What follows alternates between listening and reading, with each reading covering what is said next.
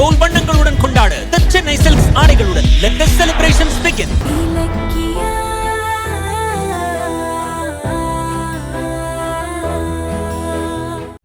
Super Janu, செம்மையான evidence மாட்டே இருக்கு.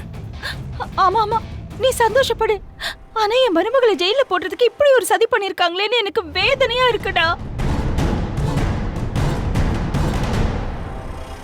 இந்தாங்க, கிளாஸ்ல ஊத்திக்கோங்க.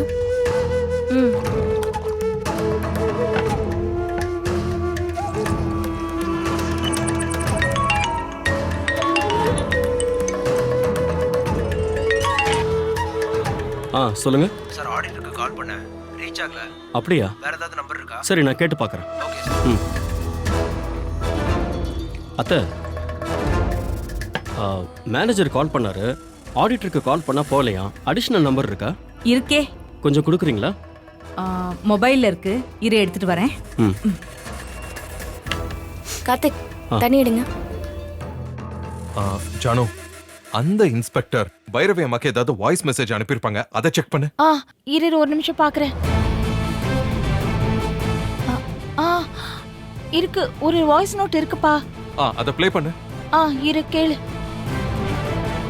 Don't worry Bhairavi madam, Ilakkiya தப்பிக்க முடியாத அளவுக்கு எஃப்ஐஆர் போட்டிருக்கேன். கோர்ட்ல உங்களுக்கு ஆதரவா தான் ஜட்ஜ்மெண்ட் வரும். எனக்கு பணத்தை அள்ளி அள்ளி கொடுத்துருக்கீங்க. இலக்கியாவை வெளியே வரவிடுவேனா? அவ 7 வருஷம் கம்பி என்றது கன்ஃபார்ம். நீங்க ஒன்னும் கவலைப்படாதீங்க, நான் பாத்துக்கிறேன். அடி பாவி, அடி பாவிங்களா, பாத்தியாடா? ஜானு, இந்த 2 ஆடியோவும் இலக்கிய கேஸ்க்கு ரொம்ப உதவும். இதை உடனே அனுப்பு. சரி சரி, அனுப்புறேன், ஒரு நிமிஷம் இரு.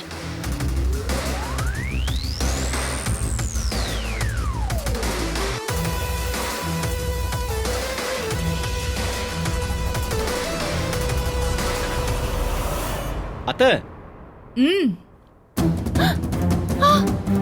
ஐயோ,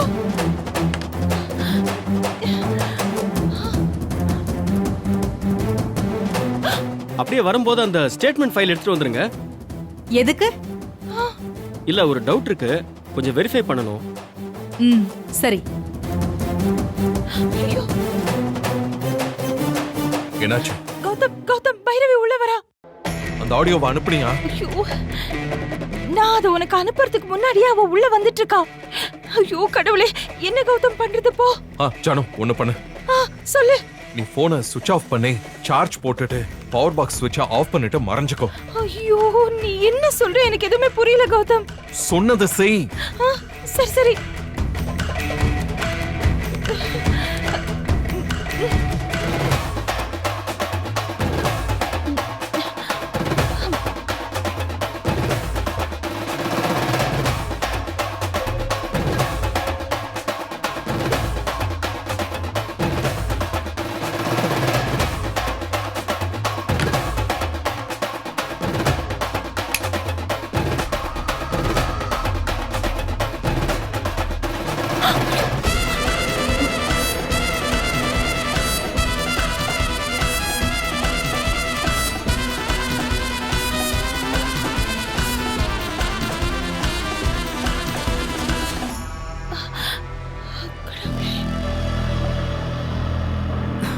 என்னாச்சு?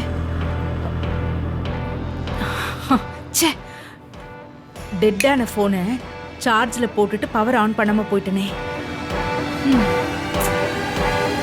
அதான் போன்ல சார்ஜே ஏறல.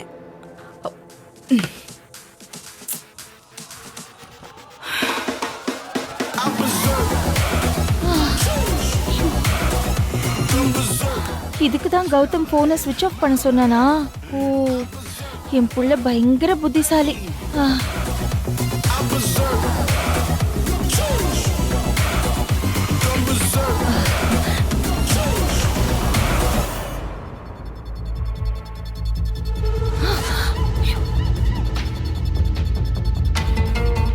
எதுக்கு இவ டவுட்டா பாக்குறா? ஒன்னும் புரியலையே.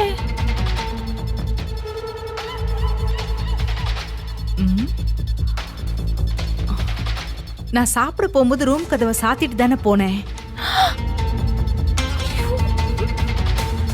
இப்போ வர்றப்போ கதவு திறந்து கிடந்த மாதிரி இருக்கு. ஐயோ, நான் வசமா சிக்கிக்கிட்டேனே. ஐயோ கடவுளே.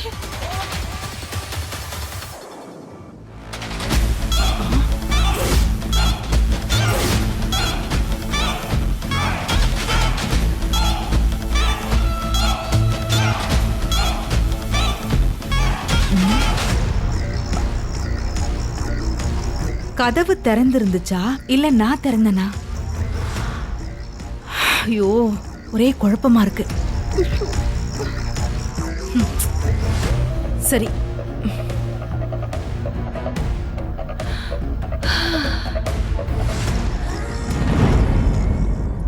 கார்த்திக், ஃபோன் டெட்டா இருக்கு. சார்ஜ் ஆன உடனே எடுத்து தரேன். இந்த சரி அத்தை, கொடுங்க.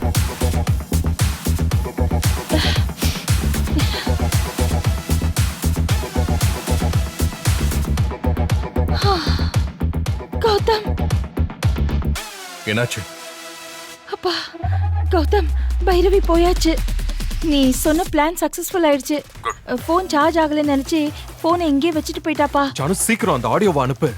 சரி சரி, அனுப்பிடுறேன். ஜானு அந்த ஆறுமுகத்தோட நம்பரே அனுப்பிவேன். சரி சரி, அனுப்பிடுறேன். நீ ஹோல்ட் பண்ணு.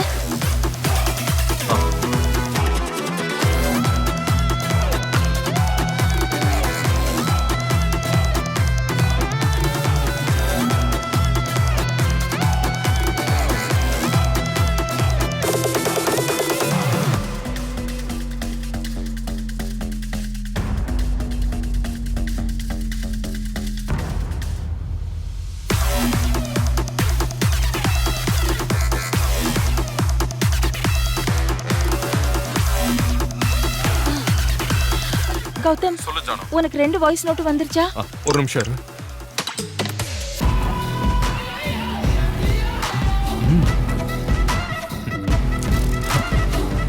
ஜானு, எல்லாம் வந்துருச்சு. சூப்பரான வேலை பார்த்துட்டேன். ரொம்ப ரொம்ப தேங்க்ஸ். என்னடா தேங்க்ஸ் எல்லாம் சொல்ற? என் பையனுக்காகவும் மருமகளுக்காகவும் நான் என்ன வேணாலும் செய்வேன். இதை விட பெரிய வேலை என்ன இருந்தாலும் சொல்லு, நான் தைரியமா பண்ணுவேன். என் மருமகளை எப்படியாவது காப்பாத்து. அவ ஜெயில இருந்து வெளியில வரணும். அது மட்டும் எனக்கு போதும்பா. நீ அனுப்பின ஆதாரம்லாம் அதுக்கு ரொம்ப ரொம்ப ஹெல்ப் பண்ணும். சரி சரி, ரொம்ப நேரம் பைரவி நம்ம ரூம்ல இருக்கத போனை கட் பண்ணிட்டு கிளம்பு. சரி சரி, சரிப்பா. கிளம்புறேன். அப்புறம் ஒரு முக்கியமான விஷயத்த மறந்துட்டேன். என்னப்பா? நீ பைரவி அம்மா போன்ல இருந்து எனக்கு அனுப்பின மெசேஜஸ் எல்லாத்தையும் உடனே delete பண்ணு. இல்லனா அவங்க கண்டுபிடிச்சிருவாங்க. ஆமால. சரி சரி, நல்லவேளை நீ சொன்ன. சரி, நான் delete பண்ணிடுறேன்.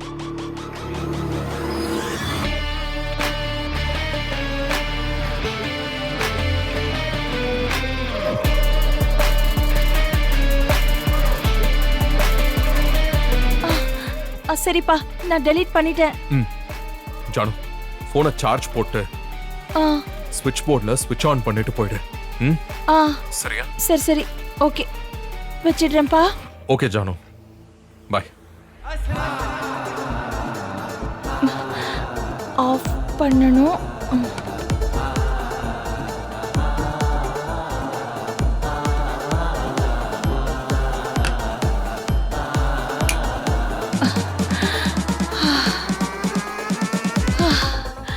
எப்படியோ என் மருமக வெளியில வந்தா சரி.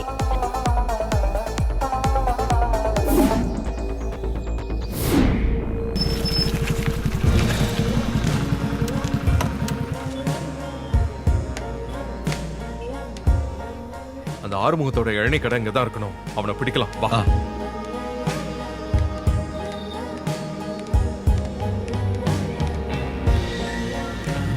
கோயில் கேட் பக்கம் தான் அவன் கடை இருந்துச்சுன்னு இலக்கியா சொன்னான். ஆனா இங்க எந்த கடையும் காணுமே. ஆமா மாமா, இங்க ஒரு இளநீ கடை கூட காணோம். எங்க போய் தொலைஞ்சா இவன்? வசந்த், அந்த ஆட்டோக்காரர் கிட்ட விசாரிப்போம்.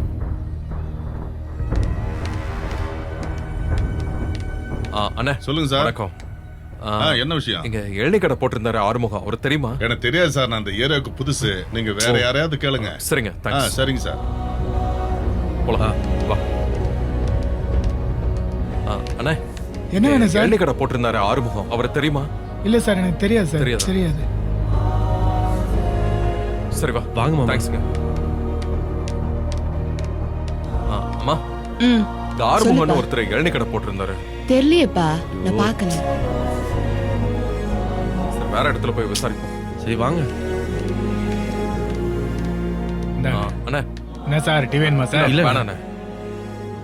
அது வந்து இங்க இளநீ கடை போட்டிருந்தாரு ஆறுமுகம், அவரை தெரியுமா? என்ன பேர் சொன்னீங்க? ஆறுமுகம்.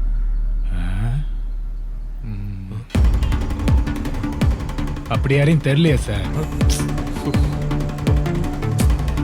தேங்க்ஸுங்க. சரிங்க சார். படப்பலாம்.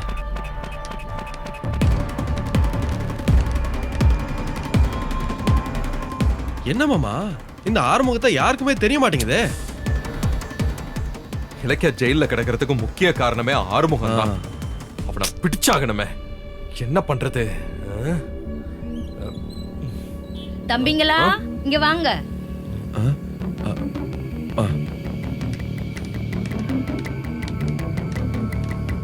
எதுக்கு ஆறுமுகத்தை தேடுறீங்க?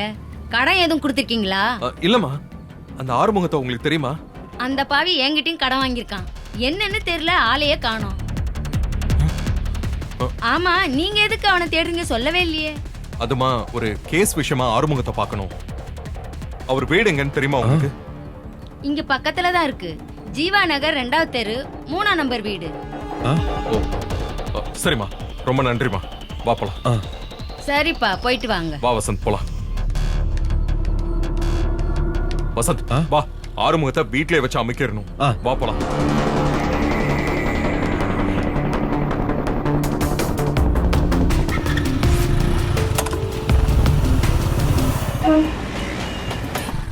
மூணாம் நம்பர் வீடு எங்க இருக்கு?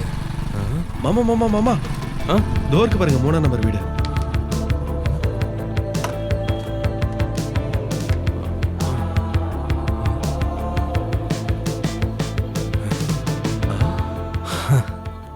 என்னடா வீடு பூட்டி இருக்கு? உண்மையிலே ஆறுமுகத்தோட வீடு இதானா? தெரியலையே.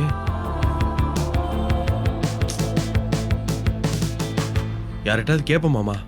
தோ அண்ணா சொல்லுங்க. இங்க இளநீ ஆறுமுகத்தோட வீடு இதோ நிக்கிறீங்களா, இதான் ஆறுமுக வீடு.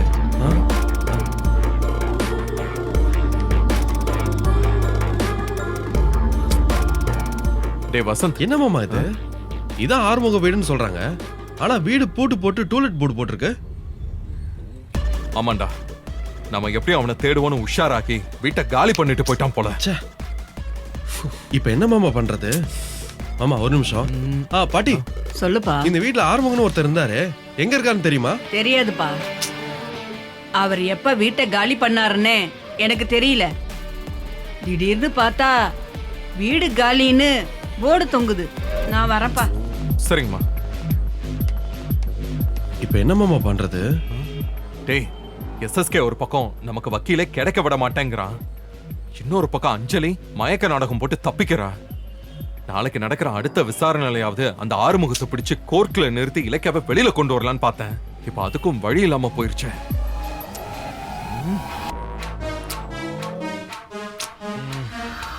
மாமா கவலைப்படாதீங்க மாமா, கடவுள் கைவிட மாட்டாரு மாமா. அக்காவை நிரபராதை நிரூபிக்க ஏதாவது ஒரு வழி கிடைக்கும் மாமா. கிடைக்கிற வழியெல்லாம் முட்டு சந்தா இருக்கடா. என்ன செய்யறதுனே தெரியல. சரி வா போலாம்.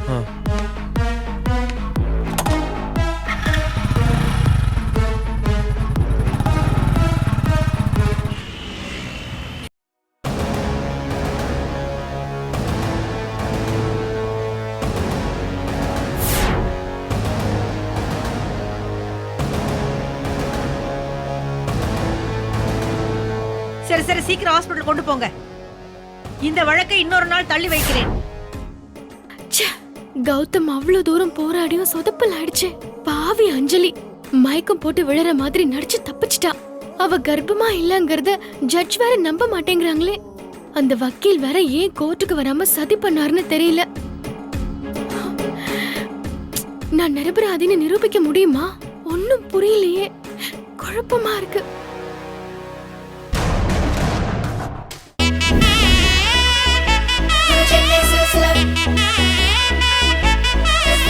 வந்தாச்சு தீபாவளி கொண்டாட்டம். இனி வீடெல்லாம் கோலாகலம். ஏன்னா மின்னிடும் வண்ணங்களாய் சென்னை சில்க்ஸின் ஏராளமான தீபாவளி கலெக்ஷன்ஸ். நினைச்ச மாதிரி எல்லாருக்கும் பிடிச்ச மாதிரி நிறைய சாய்ஸஸ், லாட்ஸ் ஆஃப் சர்ப்ரைசஸ்.